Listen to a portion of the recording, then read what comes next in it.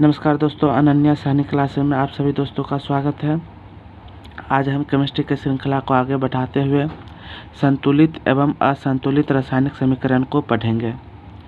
पिछले क्लास में हमने रासायनिक अभिक्रिया के बारे में पढ़ा था, जिसमें डिफिनेशन हमने जाना था कि रासायनिक अभिक्रिया क्या है, अभिकारक, प्रतिफल, रासायनिक अभिक्रिया की विशेषता क्या है। उसी में हमने ऊष्माक्षेपी, ऊष्माशोषी, ये सभी चीज़ों का डिफिनेशन जाना था। तो दोस्तों, ये संतुलित एवं असंतुलित रासायनिक समीकरण, ये जो टॉपिक है दोस्तों बहुत ही महत्वपूर्ण है और इससे प्रश्न निश्चित ही पूछ लिया जाता है। तो आइए अच्छे से समझेंगे। इससे पहले दोस्तों, आप हमारे चैनल को सब्सक्राइब, लाइक एंड शेयर ज़रूर कीजिएगा दोस्तों। बिना आप लोगों के सपोर्ट से मैं कुछ नहीं कर पाऊँगा। तो आइए दोस्तों देखते हैं। तो सबसे पहले संतुलित रासायनिक समीकरण, तो जिसे इंग्लिश में बैलेंस्ड केमिकल इक्वेशन कहते हैं। तो इसको संतुलित रासायनिक समीकरण वह है जिसमें समीकरण के दोनों ओर प्रत्येक तत्व के परमाणुओं की संख्या समान होती है। तो दोस्तों कहता है संतुलित, नाम ही है संतुलित, यानी कि संतुलन रहना चाहिए। जिसमें कहता है जिसमें समीकरण के दोनों ओर का मतलब अभिकारक, यानी कि ये अभिकारक हो गया और इधर उत्पाद हो गया। दोनों तरफ परमाणुओं की संख्या समान होनी चाहिए। अगर समान नहीं है तो वह असंतुलित रासायनिक समीकरण हो जाएगा। अगर समान रहेगा तो वह संतुलित रासायनिक समीकरण। जैसे देखिए एग्जाम्पल, मैंने एक समीकरण लिया, रासायनिक समीकरण लिया है, जिसमें हाइड्रोजन और क्लोरीन को ये रिएक्शन करा के ये हाइड्रोक्लोरिक अम्ल बनाया।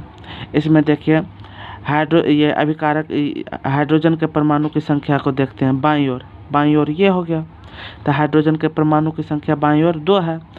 और दाईं ओर देखिए 2HCl है, यानी कि हाइड्रोजन भी 2 है और क्लोरीन भी 2 है, तो दाईं ओर भी 2 हाइड्रोजन है। उसी तरह देखते क्लोरीन के परमाणु की संख्या बाईं ओर देखिए Cl2 है, तो इसका मतलब बाईं ओर भी 2 है।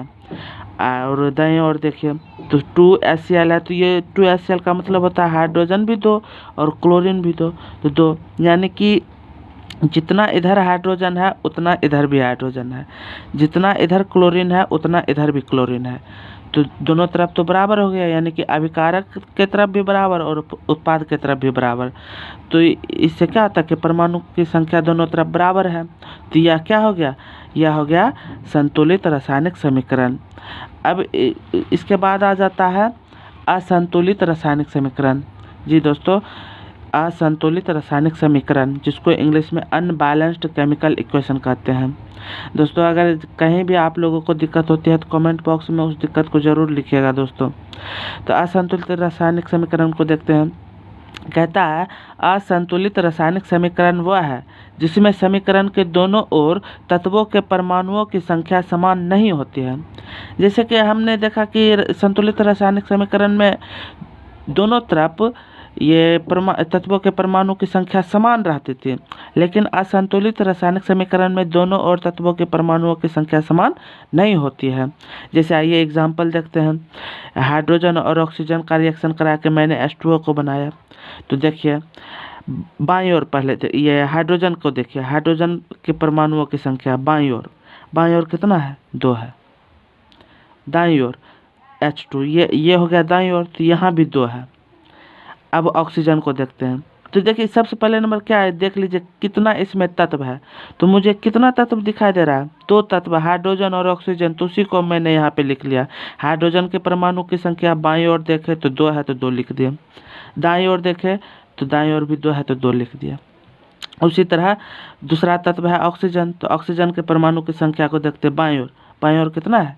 2 है, तो यहाँ पे 2 लिख दिया।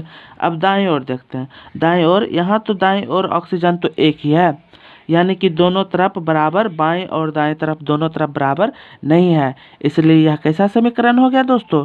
असंतुलित रासायनिक समीकरण हो गया। अब देखिए कहता है रसायन शास्त्र के अध्ययन के अंतर्गत हम लोग असंतुलित रासायनिक समीकरणों का उपयोग नहीं करते, क्योंकि ऐसा करना पदार्थों के द्रव्यमान के संरक्षण के नियम का उल्लंघन है। देखिए बहुत इम्पोर्टेंट है दोस्तों, यह जो है बहुत इम्पोर्टेंट है। कहता है रसायन शास्त्र के अध्ययन के अंतर्गत हम असंतुलित रासायनिक समीकरण का उपयोग नहीं करते हैं। क्यों नहीं करते हैं? क्योंकि ऐसा करने से पदार्थों के द्रव्यमान के संरक्षण के नियम का उल्लंघन होता है।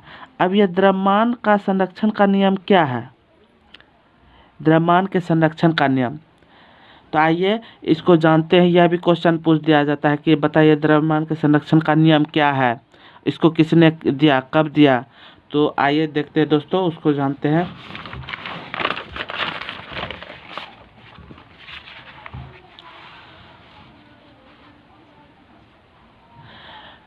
द्रव्यमान संरक्षण का नियम, जिसको law of conservation of mass कहते हैं दोस्तों, बहुत महत्वपूर्ण है दोस्तों। यह VVI कर लीजिए।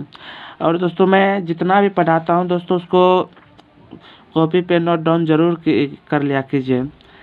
कहता है द्रव्यमान के संरक्षण के नियम में, यह नियम सर्वप्रथम फ्रांस के रसायन शास्त्री लेबोजियर, एक साइंटिस्ट था। कौन? लेबोजियर। और कहाँ का था? फ्रांस का एक रसायन शास्त्री था, जिसने 1779 ईस्वी में द्रव्यमान के संरक्षण के नियम को दिया था। कब दिया था दोस्तों? 1779 ईस्वी में। कहता है इस नियम के अनुसार द्रव्य ना तो बनाया जा सकता है और ना ही नष्ट किया जा सकता है। यानी कि द्रव्य ना तो बनाया जा सकता है और ना ही नष्ट किया जा सकता है। अर्थात किसी भी रासायनिक अभिक्रिया में भाग लेने वाले द्रव्यों का कुल भार अभिक्रिया में बने हुए द्रव्यों के कुल भार के बराबर होता है। देखिए बहुत इंपॉर्टेंट है दोस्तों। देखिए, अर्थात किसी भी रासायनिक अभिक्रिया में भाग लेने वाले द्रव्यों का कुल भार अभिक्रिया में बने हुए द्रव्यों के कुल भार के बराबर होता है। जैसे कि पीछे हमने पढ़ा था कि रसायन शास्त्र में असंतुलित रासायनिक समीकरण का उपयोग नहीं किया जा सकता है। क्यों? क्योंकि अगर हम असंतुलित रासायनिक समीकरण का उपयोग करते हैं तो द्रव्यमान के संरक्षण के नियम का उल्लंघन होता है। तो कैसे उल्लंघन होता है? तो लेबोजियर रसायन शास्त्री थे, उसने वो बताए थे कि कोई भी द्रव्य ना तो बनाया जा सकता और ना ही नष्ट किया जा सकता है। अर्थात जो भी पदार्थ रासायनिक अभिक्रिया में अभिकारक के रूप में भाग लेता है और उस अभिकारक से जो हमारा उत्पाद बनता है, अभिकारक और उत्पाद, यानी कि जितना भार बायां तरफ रहेगा उतना भार दायां तरफ यानी कि उत्पाद के रूप में भी रहेगा। यानी कि यह घट नहीं हो सकता है। इसी को हम क्या कहते हैं? द्रव्यमान के संरक्षण का नियम। अब जैसे एग्जाम्पल देखते हैं। एग्जाम्पल यहाँ पे देख लीजिए, हाइड्रोजन और ऑक्सीजन का रिएक्शन करा के हम वाटर बना रहे हैं, H2O को। अब देखिए इधर कितना हाइड्रोजन है? 2 दूना 4, 2 दूना ये 2H2, यानी कि ये H2 तो पहले से 2 से गुना कर देंगे तो 2 दूना 4 हाइड्रोजन। तो इधर भी कितना हाइड्रोजन हो गया? 2 दूना 4। ऑक्सीजन यहाँ पे कितना है? 2 है।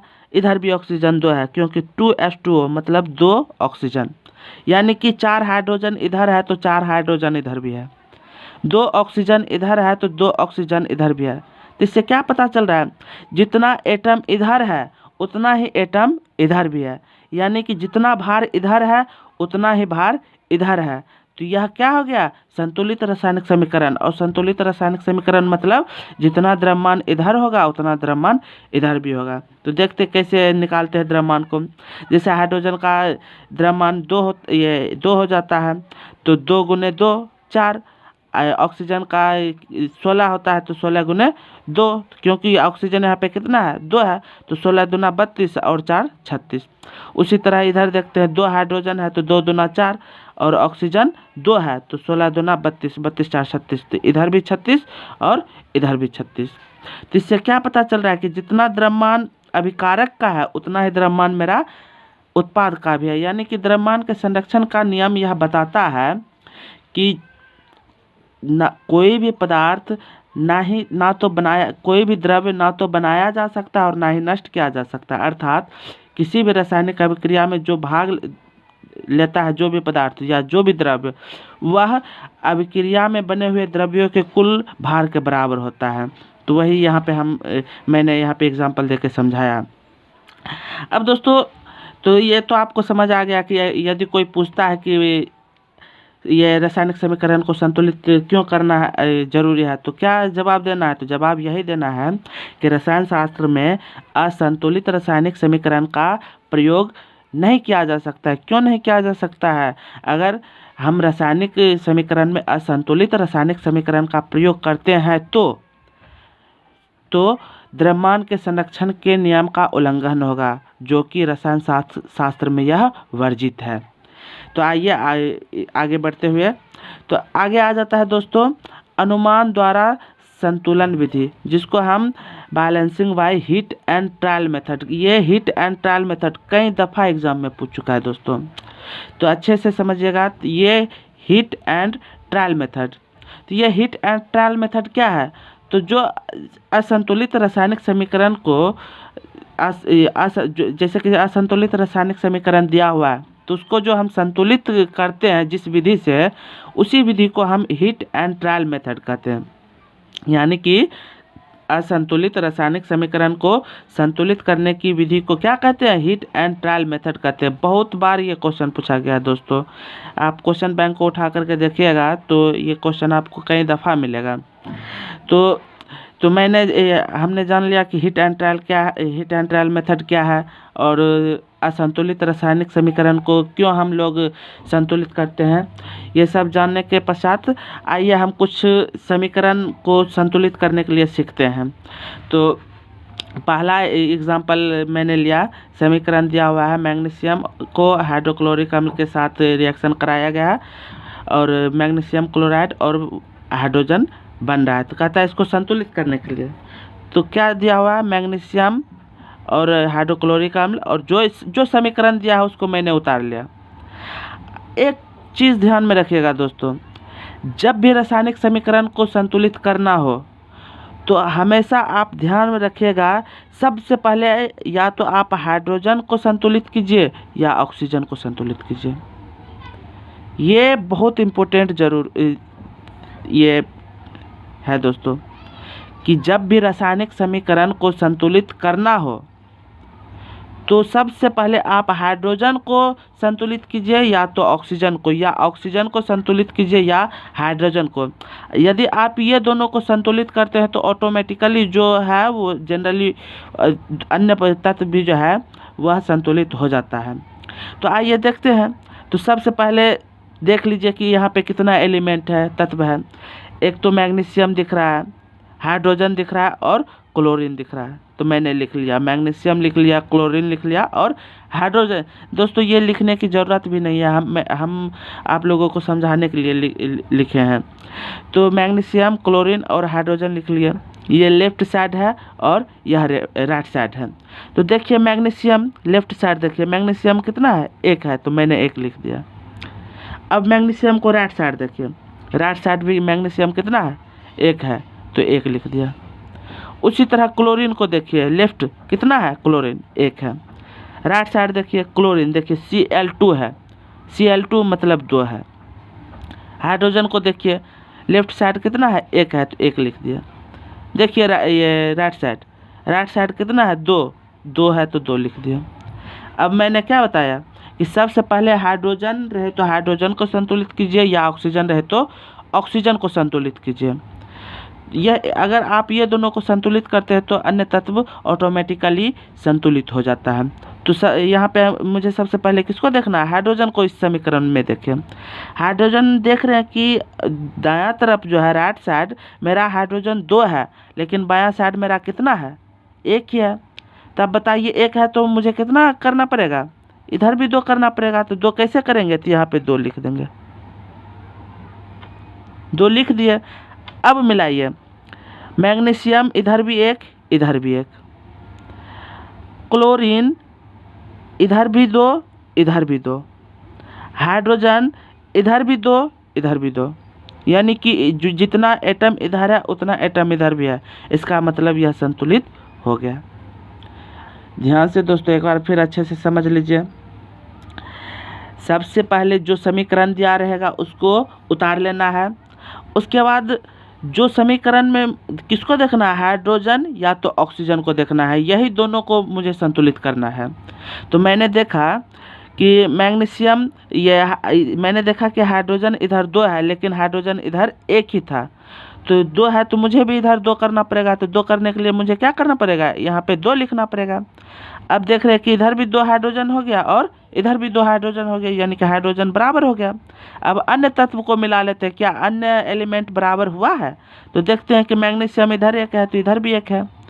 उसके बाद क्लोरीन देखते हैं, इधर 2 क्लोरीन है तो इधर भी 2 क्लोरीन है, यानी कि यह बैलेंस्ड इक्वेशन हो गया, यानी कि संतुलित समीकरण हो गया। तो आइए अगला को देखते हैं।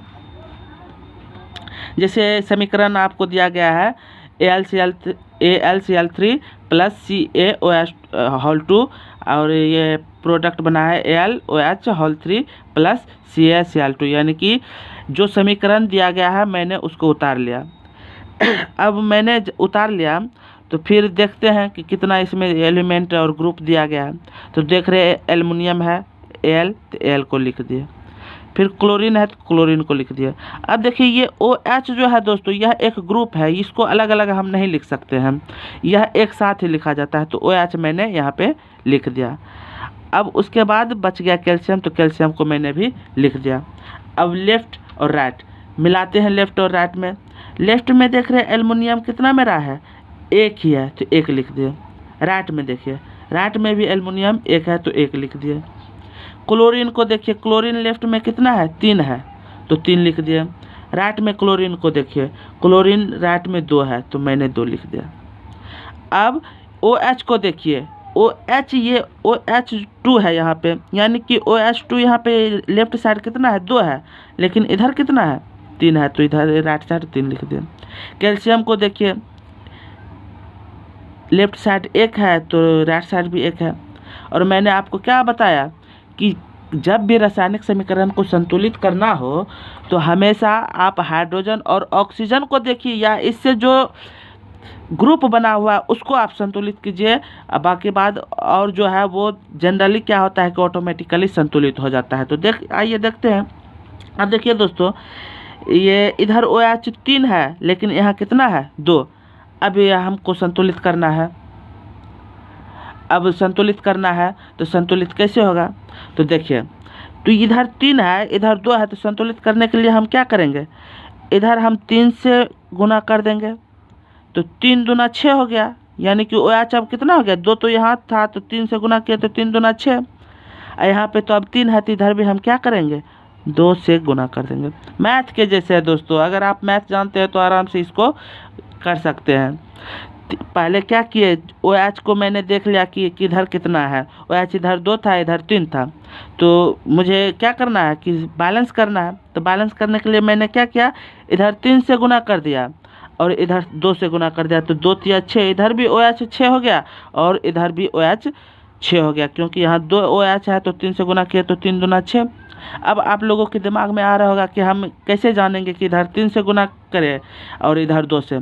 तो दोस्तों इसका एक सिंपल सा मेथड या ट्रिक बोल सकते हैं। देखिए, अगर आपको कंफ्यूजिंग होता है तो देख लीजिए कि OH इधर 2 है और OH इधर 3 है, तो अगर पता नहीं चल रहा है कि क्या चीज़ से गुना करें तो 2 और तो क्या कीजिए कि जो आपको दिया रहेगा, यहाँ पे 2 है और यहाँ पे 3 है दिया है ना, तो जो यहाँ पे इस तरह से दिया रहता है उसको एक दूसरे के अपोजिट मल्टीप्लाई कर दीजिए, यानी कि इधर 2 है तो इधर 2 से गुना कर देंगे, इधर 3 है तो इधर हम 3 से गुना कर देंगे, तो इससे क्या हो जाएगा, बराबर हो जाएगा। तो अब आइए फिर से मिलाते हैं। तो एल्युमिनियम इधर 1 है और इधर कितना अब हो गया, 2 हो गया, यानी कि कुछ गड़बड़ हो रहा है। चलिए, एल्युमिनियम गड़बड़ हुआ। उसके बाद आइए मिलाते हैं कैल्शियम, इस क्लोरीन को। इधर क्लोरीन 3 था इधर क्लोरीन 2 ही है, यानी कि अभी भी बैलेंस नहीं है। फिर मिलाते हैं, ये इधर कैल्शियम 3 है और इधर कैल्शियम 1 है, यानी कि सिर्फ अभी क्या बराबर हुआ है, OH ग्रुप बराबर हुआ है। तब अन्य को बराबर करते हैं, अब अन्य अदर एलिमेंट्स को बराबर करते हैं। इधर 2Al है इधर 2Al है तो हम भी इधर क्या कर देंगे, 2 दे देंगे, यानी कि अब 2Al इधर भी हो गया और 2Al इधर भी हो गया, 2 एल्युमिनियम इधर भी 2 एल्युमिनियम इधर भी। लेकिन अब क्लोरीन कितना हो गया मेरा, 2 3 6, क्लोरीन कितना हो गया 2×6।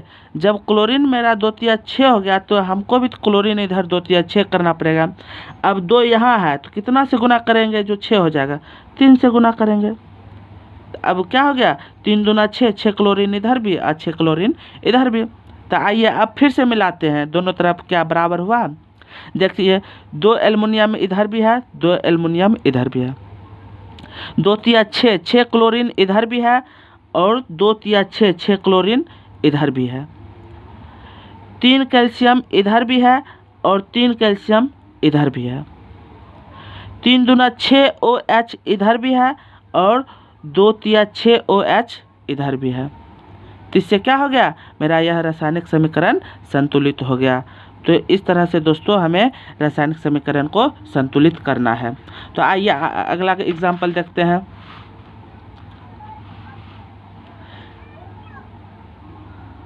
जैसे दिया गया है, ये समीकरण दिया गया है, तो इस समीकरण को मैंने यहाँ पे उतार लिया। अब सबसे पहले मुझे किसको देखना है, O को या H को देखना है। आइए मिलाते हैं। पहले जो जितना एलिमेंट है उसको मैंने लिख दिया।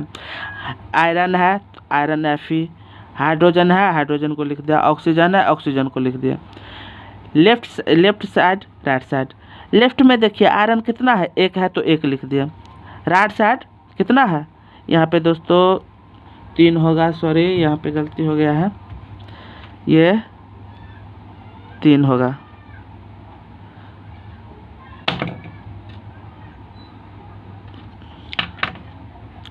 राइट साइड 3 था तो 3 लिख दिया। हाइड्रोजन देखिए लेफ्ट साइड 2 है तो 2 लिख दिया। अब राइट साइड देखिए हाइड्रोजन 2 है तो 2 लिख दिया। ऑक्सीजन लेफ्ट साइड 1 है तो 1 लिख दिया, 1 ही ना है 1 लिख दिया। राइट साइड कितना है 4 है, O4 है ना तो 4 है। अब देखिए हाइड्रोजन बराबर है, टेंशन नहीं है, यानी कि हाइड्रोजन बराबर है। तो हाइड्रोजन बराबर है तो किसको देखना है, ऑक्सीजन को देखना है। अब ऑक्सीजन को बराबर कीजिए। ऑक्सीजन देखिए इधर ऑक्सीजन 4 है लेकिन इधर कितना है, 1 ही है। अब बताइए दोस्तों इधर 4 है तो इधर 1 ही है, तो कितना यहाँ पे मुझे देना पड़ेगा, 4 देना पड़ेगा। अब इधर भी ऑक्सीजन 4 हो गया और इधर भी ऑक्सीजन 4 हो गया। अब देखिए लेकिन यहाँ पे कुछ गड़बड़ हो, ऑक्सीजन तो बराबर हो गया लेकिन क्या गड़बड़ हो गया, हाइड्रोजन गड़बड़ हो गया। अब पहले तो 2 था लेकिन यहाँ 4 देने के कारण अब हाइड्रोजन कितना हो गया, 8 हो गया। अब हाइड्रोजन 8 हो गया, इधर हाइड्रोजन 8 हो गया लेकिन इधर कितना है, हाइड्रोजन 2 ही है। तो इधर 2 है तो इधर भी हाइड्रोजन 8 करने के लिए क्या करना पड़ेगा, 4 यहाँ पे दे देना पड़ेगा। अब मिलाइए 8 हाइड्रोजन तो इधर भी 8 हाइड्रोजन, 4×2 = 8 हुआ। 4 ऑक्सीजन तो इधर भी 4 ऑक्सीजन हो गया। अब देखिए यहाँ पे आयरन को देखिए, आयरन इधर 1 आयरन है और इधर 3 आयरन है। तो इधर 3 है तो मुझे भी इधर कितना कर देना पड़ेगा, 3 कर देना पड़ेगा। तो यह संतुलित हो गया। फिर से देखिए दोस्तों, जो समीकरण दिया था मैंने उसको उतार लिया। उतारने के पश्चात मैंने देखा ये लेफ्ट राइट करके ये उतार के देखा कि ये लेफ्ट साइड आयरन 1 है, राइट साइड 3, हाइड्रोजन लेफ्ट 2 है, राइट भी 2 है, यानी कि बराबर है। ऑक्सीजन लेफ्ट 1 है, राइट 4 है, यानी कि इसमें हाइड्रोजन तो संतुलित है लेकिन ऑक्सीजन संतुलित नहीं है। तो मैंने क्या बताया कि सबसे पहले हाइड्रोजन को संतुलित कीजिए या तो ऑक्सीजन को संतुलित कीजिए। लेकिन देख रहे हैं कि समीकरण में हाइड्रोजन तो संतुलित ऑलरेडी है, तो किसको देखना है, ऑक्सीजन को देखना है। तो ऑक्सीजन को मैंने देखा कि इधर 4 ऑक्सीजन था लेकिन इधर 1 ही ऑक्सीजन था।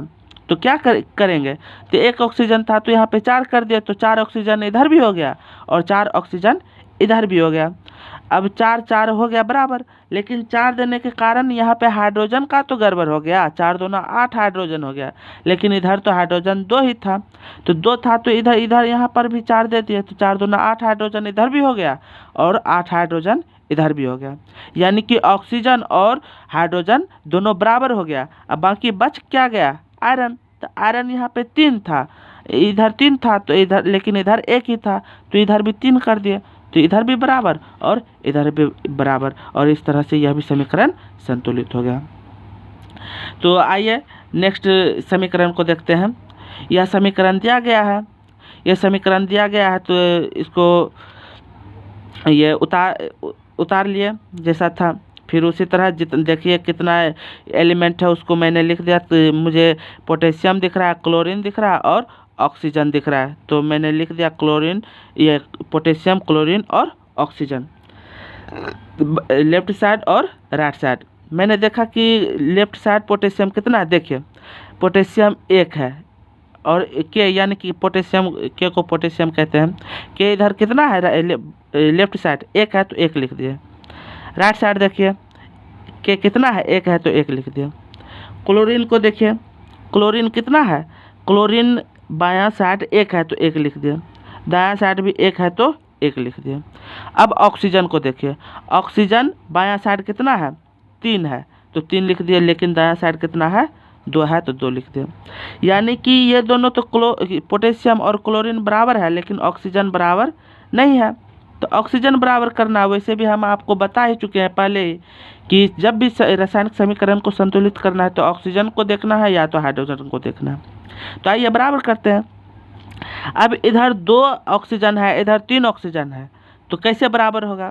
तो मैंने इससे पहले भी बताए थे ना कि अगर ऐसा रहे तो क्या करना है, जो इसका मल्टीप्लाई रहेगा उसको इधर गुना कर देना है। यहाँ पे 2 कर दिया। अब देखिए 2 तिया 6 ऑक्सीजन हो गया। तो अब ओ का मल्टीप्लाई क्या है, 3 है, तो यहाँ पे 3 से गुना कर दीजिए। यानी कि ऑक्सीजन 6 हो गया और इधर भी ऑक्सीजन 6 हो गया और इधर भी ऑक्सीजन 6 हो गया। ऑक्सीजन 6 हो गया। अब 6 तो हो गया, लेकिन और अन्य एलिमेंट्स को देखते हैं।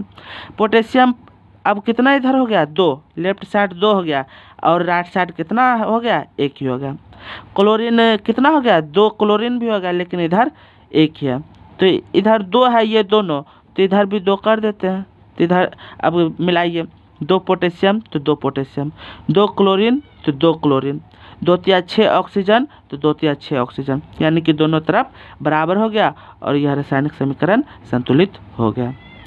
तो इस तरह से दोस्तों रासायनिक समीकरण को संतुलित करते हैं। तो आप लोगों के लिए, आपको यह होमवर्क के लिए दिया जाता है और मुझे विश्वास है कि आप इसको बनाइएगा।